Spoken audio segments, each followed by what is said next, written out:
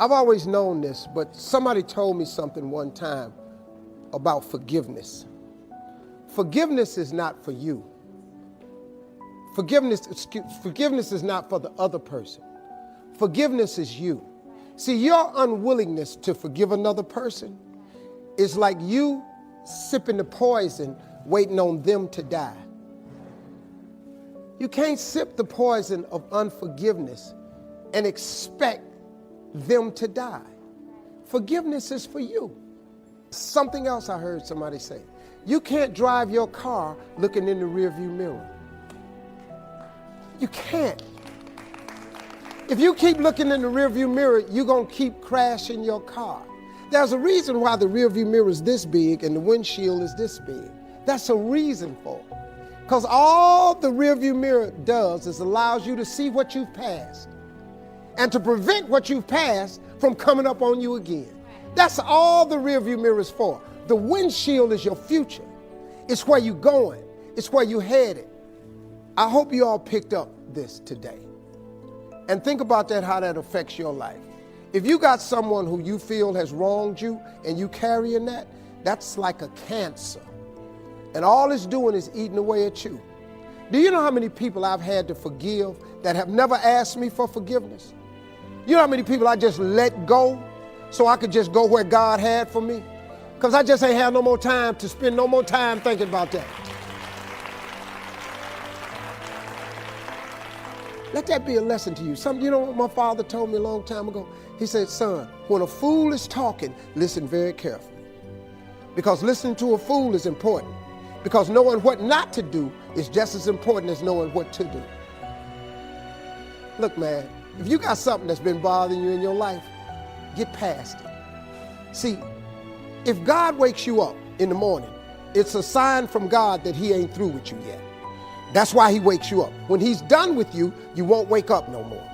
But as long as he got something for you, he keeps waking you up. Why don't you wake up to go see what that is? He done got you past whatever it was. Whatever it was that's been on you, he done really brought you through it. Because he keeps waking, you're done. Don't lay that wallowing in your past, man. Your past is back there. I would rather show the world what love do through forgiveness than sit up in here and win a damn argument. I want y'all to get that. Hey, y'all, don't forget to pray. Don't be ashamed to pray. And don't ever be too proud to pray, because prayer changes things. Thank y'all for coming, everybody. I was reading a book on forgiveness, and they had a line in there that says, forgive and grow. I had to let that luggage go. You see, your mind is, you know, when you go into a service station to get gas, you don't go in there and just start pumping. When you push the lever up, it clears the previous bill. By the same token, if you want to begin to move, you've got to clear your mind of all the unnecessary luggage and baggage that's weighing us down. I couldn't move. I couldn't think about what am I going to do to get out of this situation, because I was so concerned about what happened and what he did to me and how bad it was. I was so stuck in that I couldn't even focus on what I should have done. Feeling sorry for myself and angry, and none of that was taking me anywhere.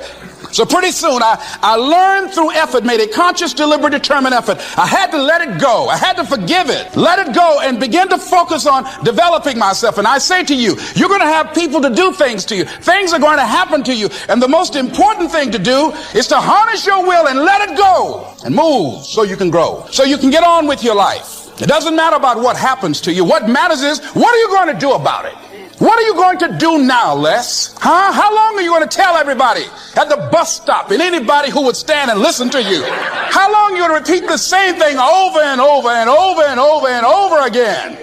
How many times do we have to hear that? Don't go around telling people what your story is. Everybody has a story. 80% don't care and 20% glad it's you. They say, I'm glad that didn't happen to me.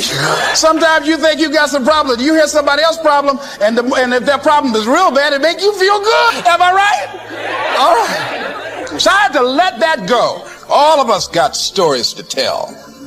The Universal Quest. Happiness is a joy that most often comes as a result of positive activity. Like wealth, it too has a wide variety of meanings and interpretations. Happiness is both the joy of discovery and the joy of knowing. It is a result of an awareness of the full range of life, the color, the sound, the harmony. And it is the joy that comes from designing a life and practicing the fine art of living well. Happiness is being able to explore the offerings of life by perception, response, and enjoyment. Happiness is both receiving and sharing, reaping and bestowing. It is being able to feast on harmony as well as food, on ideas as well as bread. Happiness is the deliberate act to create a wider world of experience and awareness. Happiness is having a handle on disappointment. It is being in control of both emotion and circumstance. Happiness is freedom from the negative children of fear, such as worry, low self-esteem, envy, greed, anger, resentment, and so on. Happiness is an awareness and a grasp of the positive power of life and loving values. It is an order of thought,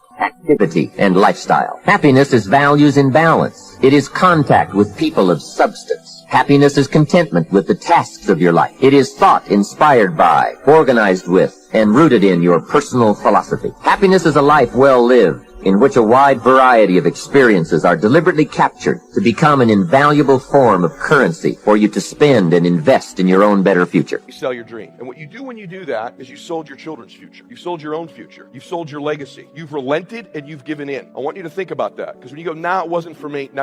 That's the easy way out. Nah, I decided I'm not going to pay that big a price for my grandkids' future. I've decided I don't want to really retire my parent. I've decided I don't really want to be somebody. I've decided I don't want to accumulate enough money to fund that church. I've decided all this stuff I say about who I want to be and what I want and all that other stuff, I kind of want it, contingent on it's not too hard. And that's what most entrepreneurs do. In fact, in a year, of the 500 people here, there will be several hundred of you who have already sold your family down the river. And I say that to you so that you can begin to negotiate the price in advance. I love you. I want you to win. I want to see you prosper. I want to see magic happen for you. And if you don't, while you're at this meeting, all the notes, all the logistics, make a decision that no matter how big the price gets, as long as it's legal, ethical, and moral, I'm going to pay it. I've negotiated in advance. My will to win, my family's dreams, my future is not for sale. And guess what? We're going to enter a market, especially in the real estate space, the next 5 years. We're going to weed out all the people who haven't made that decision. We're going to weed them all out. And those of us that stay, and by the way, I've made the vast majority of my wealth in real estate, by the way. When you get any wealthy speaker that comes speak to you, they either made their money in tech or real estate, eventually. Now, I cash flowed in the financial services business, but I invested in real estate. But I made a decision a long time ago. My children, their dreams are not for sale. You can't beat this dude. I'm not the smartest, right? I'm not the brightest. I may not have all the best information, but I'm going to outwork you, and you would have to kill me to get me to stop chasing my dreams. Have you made that decision? By the way, I'm looking at some of your faces. Have you made that decision? This is too big for me. I cannot do this by myself. I'm going to forgive myself for not being Superman and not being bionic and not having the answer to everything. And I'm going to forgive myself because I can't answer all questions and I can't fix all problems and I can't be there for everybody. I'm tired. I'm going to let myself be a person and I'm going to let somebody see my person. Ooh, that's some scary stuff right there.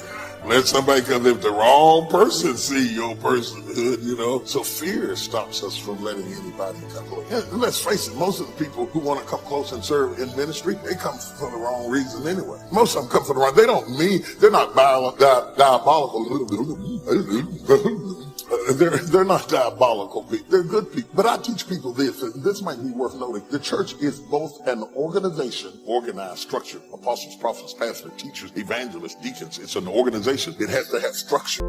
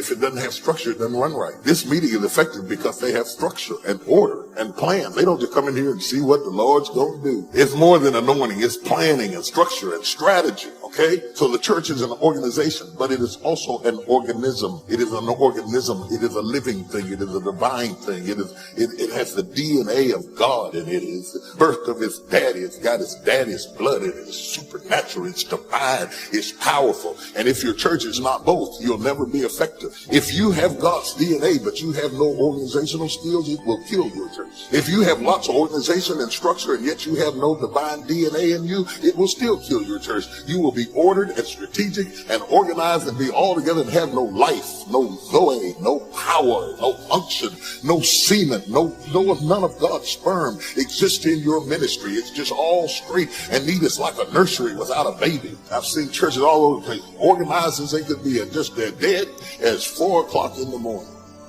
On the other hand, I've seen churches that were on fire for God, but no structure and no order, and neither one of them can grow, because if you have one without the other, you can never get it done. So we have to be good at not only controlling the internal world, but our external world. And that's shaped by what we do. And what people do is based on their emotions and also their role models. So I thank you, Mark, and I thank all of you that are role models for people, where you show people that success does not mean taking, that success can mean truly growing and giving. That money, resources, and opportunity are things to be shared. They're things that are tools for a quality of life that you're able to enhance for people and for yourself and your family. Pretty beautiful thing. My father that day decided what to do was, if I failed and I've been worthless to my family, I must leave. And he did. And to me, it was the worst day of my life. I'll never forget it. I loved him more than anything. I had 4 fathers. He's the one I finally got attached to. It's like, Mom, I'm confused.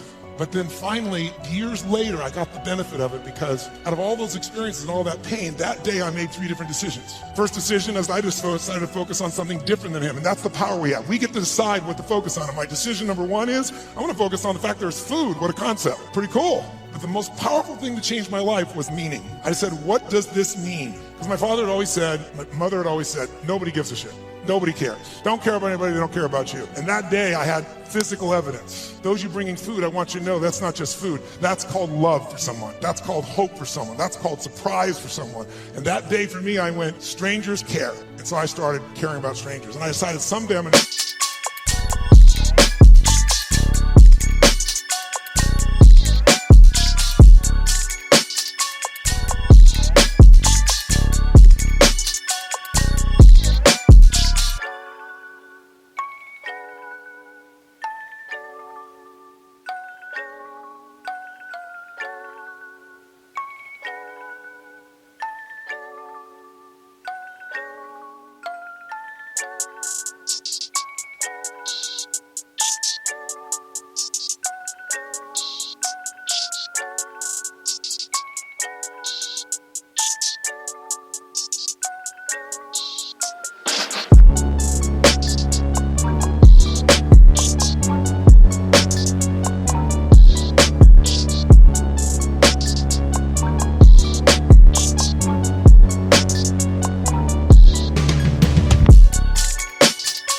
Same. So when I was 17, I've had 2 families. It was like one of the most incredible experiences of my life. I went to the grocery store. I was all excited, saved up all my money, went to the manager and said, I want to feed 2 families. This is what I'm doing. It's not for me. Give me a discount. And he gave me 10%. And I thought, cheap bastard.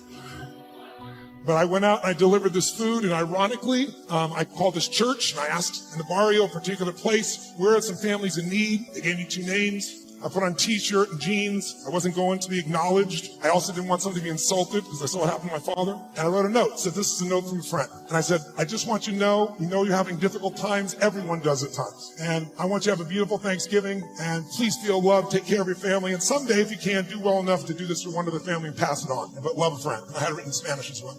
And I'll never forget, first place I pull up, this rotten old van, stick shift van, I borrowed from a buddy of mine, with all these bags of food. And I went into this place and got out, pulled up this little tiny building, really tiny, knocked on the door. And when I knocked on the door, this little woman opened the door. It's probably half my size. She's not hard, I'm 6'7", so she's like 5'2". And she looked up at me like this, and she saw the groceries, and she screamed. And she started grabbing my head and pulled it down and kissing me. And I was like, no.